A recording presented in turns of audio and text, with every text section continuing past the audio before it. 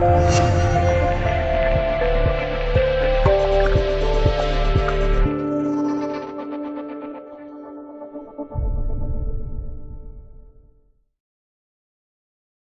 月8日，美国国务院发言人表示，双面间谍中毒案件中，俄罗斯对国民使用了生化武器，违反了国际法，因此，美国再次向俄罗斯挥起了制裁大棒，并于8月22日对俄罗斯实施新一轮的制裁措施。据悉，美国的发起这轮制裁的目的是想要俄罗斯的经济再次受到严重的冲击，而且在这场制裁中，俄罗斯将有40%的经济受到影响。警报响起，美军舰带河再次闯入海峡，大国放话，敢越红线就开火。对此，俄专家分析称，美国是想要通过打压俄罗斯的经济来维护即将到来的中期选举。我们知道，因为通俄门事件，特朗普目前仍然在调查当中，美国在这个时候制裁俄罗斯，无非是想要堵上悠悠众口而已。而俄罗斯的经济虽然比较薄弱，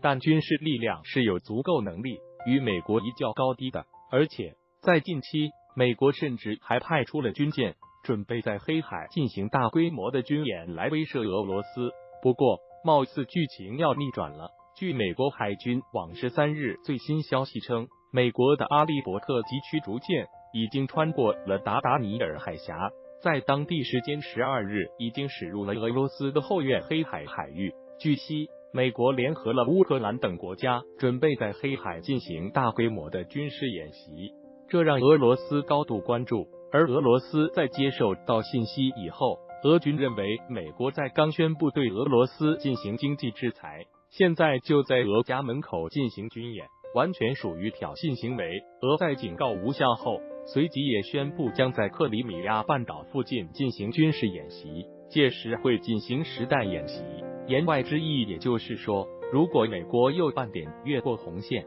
俄罗斯的实弹是不长眼睛的。